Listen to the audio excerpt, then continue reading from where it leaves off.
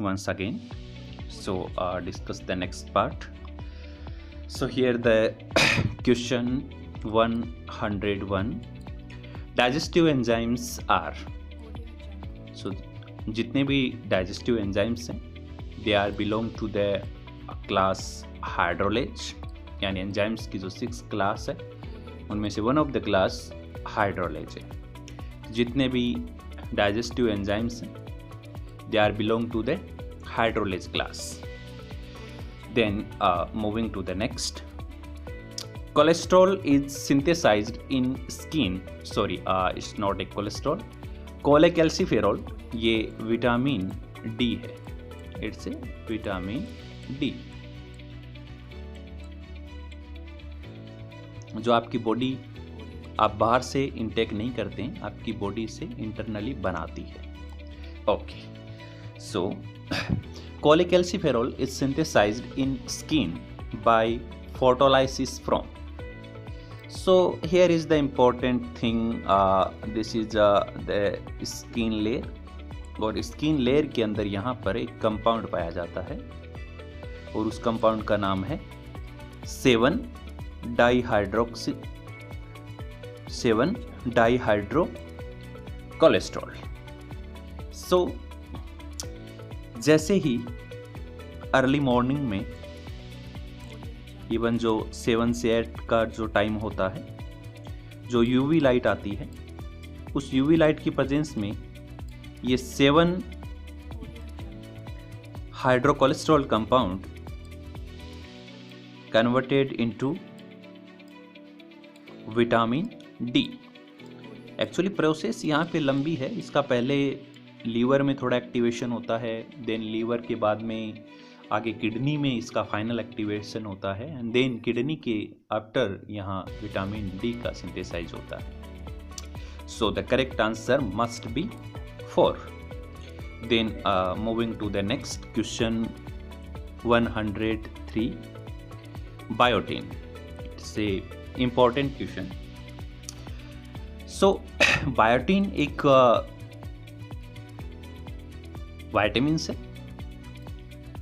Vitamin B6 water soluble vitamin है, और आपको पता है विटामिन्स को एंजाइम की तरह काम करते हैं, यानी एंजाइम के साथ मिलकर काम करना। क्योंकि एंजाइम एक हॉस्पिटल है तो एंजाइम अकेला काम नहीं कर सकता, यानी हॉस्पिटल अकेला काम नहीं कर सकता जब तक उसके पास डॉक्टर नहीं होंगे। तो इसी तरीके से एंजाइम को काम करने के लिए को एंजाइम की रिक्वायरमेंट पड़ती है। Most of the enzymes they are use the coenzymes and like the metal ions, यानी को फैक्टर, इनकी रिक्वायरमेंट होती है। तो बायोटीन है यहाँ पर, ये भी एंजाइम के साथ मिलकर काम करता है, लेकिन कौन सी रिएक्शन में पार्टिसिपेट करता है? कार्बोक्सिलेशन रिएक्शन आपकी बॉडी में होती है, उनके ऊपर जनरली ये काम करता है। सो यहाँ पर बायोटीन से related one of the most important thing is that कि एग जब भी आप इंटेक करते हैं तो एग के अंदर एक प्रोटीन होता है, एविडिन, AVIDIN, एविडिन। ये एविडिन प्रोटीन होता है, ये आपके बायोटीन से बाइंड कर जाता है, यानी बायोटीन को क्या कर देता है? ब्लॉक कर देता है, जिसकी वजह से आपकी बॉडी के अंदर जो कार्बोक्सिलेशन रिएक्शन है वो नहीं हो पाएंगे। सो यहाँ पर ये भी ध्यान रखिए, बायोटीन के साथ एविडिन भी। लेकिन अगर हम एग को बॉईल कर लेते हैं तब ये जो एविडिन प्रोटीन है, it's a type of globular protein, ये डिग्रेड हो जाती है, यानी ये मिसफोल्ड हो जाती है, तब ये बायोटीन से बाइंड नहीं करती है। तो मोस्ट लाइकली कि हमें एग हैं वो उनको बॉईल करके खाना चाहिए, कच्चे एग नहीं खाने चाहिए। So moving to the next, the main function of superoxide dismutase is. तो यहाँ पर एक एंजाइम है superoxide dismutase enzyme. So let's see the option, catalyse the conversion of O2, यहाँ पे O- है, सुपर ऑक्साइड है, superoxide to H2O2 and O2। बिल्कुल, सुपर ऑक्साइड, यही ऑप्शन यहाँ पर करेक्ट है, क्योंकि जो सुपर ऑक्साइड डिसम्यूटेज जो एंजाइम्स है वो सुपर ऑक्साइड को H2O2 में एवं O2 में कन्वर्ट कर देता है। So then moving to the next question, here is the next question. In the biosynthesis of cDNA, यानी हम क्या बना रहे हैं, cDNA बना रहे हैं, the joining enzyme ligase requires, ligase की तो रिक्वायरमेंट पड़ेगी जब हम cDNA बनाएंगे। तो लाइगेज को काम करने के लिए आपको पता ही, आप रेप्लिकेशन में भी पढ़ते हैं, क्या रिक्वायरमेंट होती है, ATP चाहिए। Then heparin is a, heparin एक एंटीकोगुलेंट है और ये एक हेटेरोपॉलीसेकेराइड है। आप कार्बोहाइड्रेट्स के टाइप पढ़ते हैं, होमोपॉलीसेकेराइड जो सेम तरीके की सब यूनिट से मिलकर बना हो। जैसे होमोपॉलीसेकेराइड का एग्जांपल हम ले सकते हैं, सेलुलोज ग्लूकोज से मिलकर बना होता है, यानी ग्लूकोज की बहुत सारी यूनिट्स होती हैं। इसी तरीके से और एग्जांपल्स भी ले सकते हैं। तो वो टाइप हैं, वो होमोलोगस है, लेकिन यहाँ पे जो हेपेरिन है वो हेट्रो है, हेट्रोपॉलीसेकेराइड से, तो is a sulphated polysaccharide. Then moving to the next, fish can survive inside a frozen lake, यानी यहाँ पर हमारे लेक पास लेक है और फिश है वो इस फ्रोजन लेक के अंदर सर्वाइव कर रही है। ये लेक जमी हुई है, यानी जब आप इसे ऊपर से देखेंगे तो पूरी की पूरी बर्फ है, लेकिन उसके बावजूद भी फिश इसके अंदर जिंदा रह सकती है। कैसे? So let's see the option first. Fish hibernates in the ice, no, ऐसी तो कोई प्रवृत्ति इसके अंदर नहीं पाई जाती है, so cut the option. Fish are warm blooded animals, no. Ice is a good conductor of heat, no, this is a good, this is not. Water near the bottom does not freeze, yes, this is the correct option, क्योंकि जो bottom का area होता है, नीचे का area होता है, यहाँ पर जो वाटर है वो फ्रीज नहीं कर पाता है। सो इस एरिया के अंदर फिश क्या कर सकती हैं, सर्वाइव कर सकती हैं। So moving to the next, asparagine is used as an, तो एस्पार्जिन एक एंजाइम है और डिफरेंट टाइप की जो कैंसर हैं, जैसे acute lymphoplastic leukaemia, acute myeloid leukaemia, इस तरीके की जो कैंसर हैं उनके अंदर एस्पार्जिनेज एंजाइम्स का यूज किया जाता है। यानी ये एंजाइम्स उन कैंसर को स्टॉप करने के लिए इम्पॉर्टेंट है। अगर इस एंजाइम को टारगेट कर दिया जाए तो हम कैंसर को क्या कर सकते हैं, स्टॉप कर सकते हैं। So let's see the option. Anti tumour agent, yes. Anti tuberculosis agent, no, it's not a anti tuberculosis agent. Anti diabetic agent, no. Anti malarial agent, no. तो किस में काम करता है, anti tumour agents. So moving to the next question.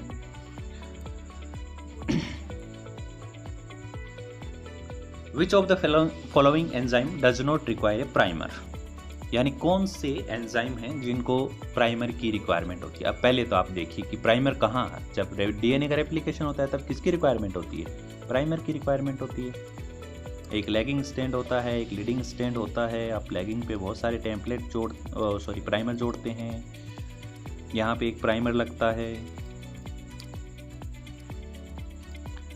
So replication कौन करता है, DNA polymerase, यानी डीएनए पर dependent DNA polymerase. So RNA dependent DNA polymerase, इसको रिक्वायरमेंट पड़ती है, तो ये ऑप्शन नहीं हो सकता, cut. Then DNA dependent DNA polymerase, obviously DNA polymerase first हैं, सेकंड हैं। Then DNA dependent RNA polymerase, no no, RNA polymerase को काम करने के लिए प्राइमर की रिक्वायरमेंट नहीं होती है। So the option 3 must be correct. So moving to the next question number 110, glycosylation of protein occurring. अब देखिए ग्लाइकोसाइलेशन है क्या, पहले ये समझिए। जब भी सेल कोई प्रोटीन बनाती है तो वो प्रोटीन अकेला काम नहीं कर सकती, उसके ऊपर कुछ ना कुछ मॉडिफिकेशन करना पड़ता है। कुछ प्रोटीन्स के ऊपर शुगर जोड़ दिया जाता है, किसी प्रोटीन्स के ऊपर लिपिड जोड़ दिया जाता है। तो ग्लाइकोसाइलेशन क्या है, यानी प्रोटीन के ऊपर शुगर ऐड करना क्या है, ग्लाइकोसाइलेशन। और ग्लाइकोसाइलेशन होता कहाँ है, एंडोप्लाज्मिक रेटिकुलम के अंदर होता है। Then moving to the next, which of the following amino acid is coded by maximum number of codon. दो ही अमाइनो एसिड है, लाइसिन और ल्यूसीन और आर्जिनिन, सेरिन, ल्यूसीन, आर्जिनिन, 3 है। तो यहाँ पे अपने ऑप्शन में क्या दिया हुआ है, leucine. Then moving to the next,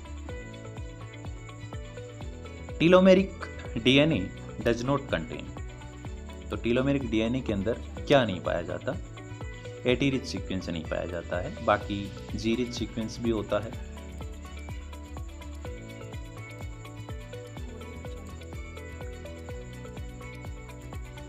So, moving to next, the double helical Watson-Crick structure of DNA was first obtained from X-ray diffraction from a single crystal। यानी जो DNA को वाटसन-क्रिक जो स्ट्रक्चर था, उसे जो डबल हेलिकल स्ट्रक्चर था, उसे कैसे ऑब्टेन किया गया कि DNA डबल हेलिक्स से। तो एक टेक्निक है एक्स-रे डिफ्रैक्शन टेक्निक, इसके जरिए देखा गया। So option first. Then moving to the next,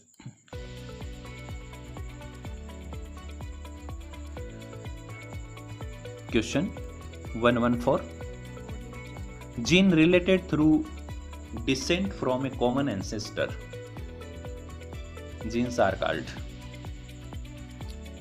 देखिए होमोलॉगस जब इवोल्यूशन होता है उसके 2 पार्ट होते हैं, एक ऑर्थोलॉगस और एक पैरालॉगस।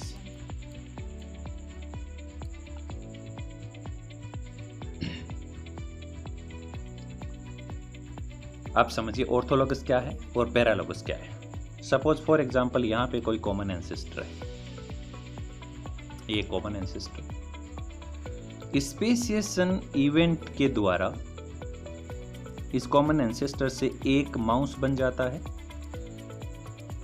ये माउस है, और एक यहां पर फ्रॉग बन जाता है, ये फ्रॉग है। सो यहां पर फ्रॉग के अंदर भी अल्फा ग्लोबिन जीन है और माइस के अंदर भी क्या है, अल्फा ग्लोबिन जीन है।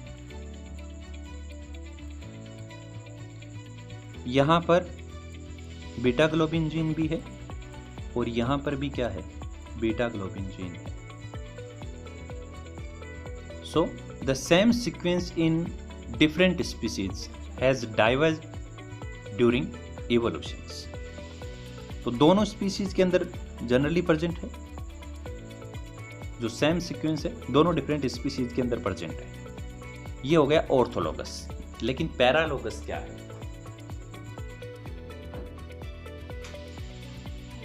पैरालॉगस, सपोज हमारे पास यहां पर माउस है और इस माउस के अंदर जीन है, वो क्या हो गई, 2 डिफरेंट पार्ट हो गए हैं। यानी एक जीन का क्या हो गया, डुप्लीकेशन हो गया है। एक ही जीन से अल्फा बन गई और उसी जीन से थोड़ा सा चेंज होने से क्या बन गई है, बीटा बन गई है। तो ये क्या है, पैरालॉक्स। तो आंसर क्या होगा यहाँ पर, थर्ड, ऑर्थोलॉगस। नोट कर सकते हैं नोटबुक के अंदर। देन मूविंग टू नेक्स्ट,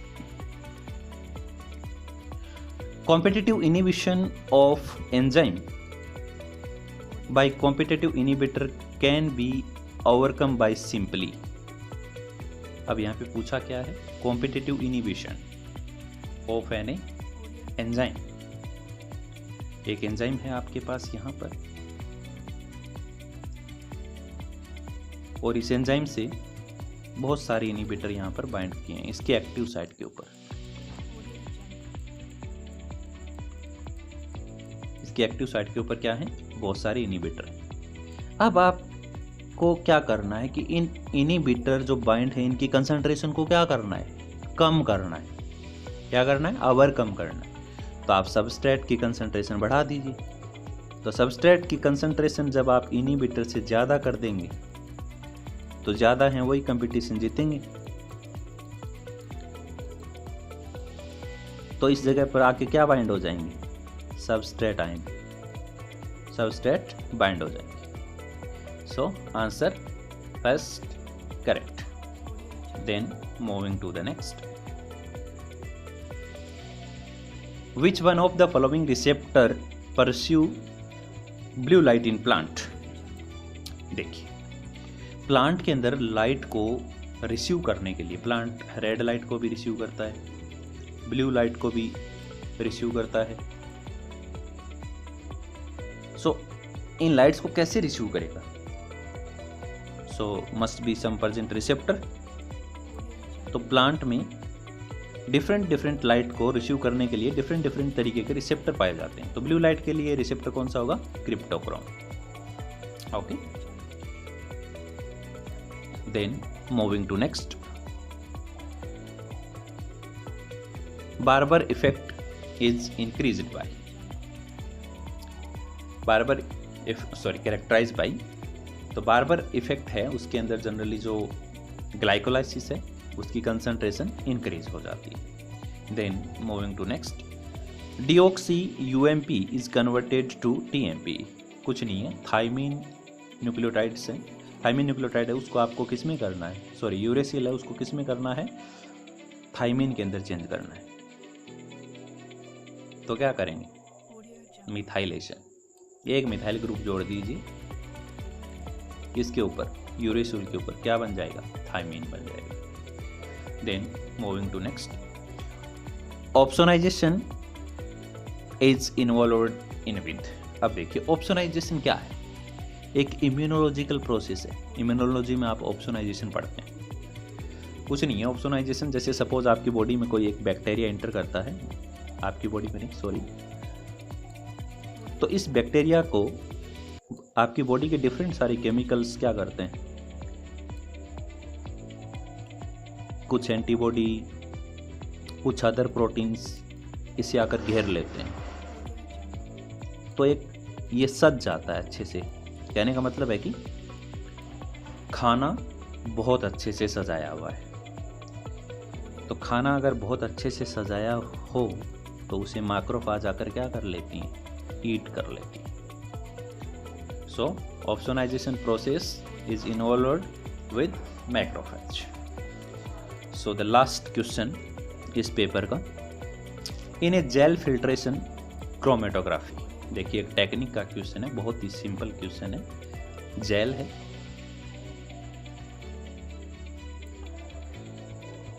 और जेल फिल्ट्रेशन क्रोमेटोग्राफी के अंदर अगर आप किसी भी पार्टिकल को सेपरेट कर रहे हो तो क्या होगा, जेल के अंदर जो बड़ा मॉलिक्यूल्स है वो नीचे पहले आ जाएगा और छोटे मॉलिक्यूल्स क्या होंगे, ऊपर रह जाएंगे। So option 2 correct. So thank you friend, मिलते हैं नेक्स्ट क्लास में।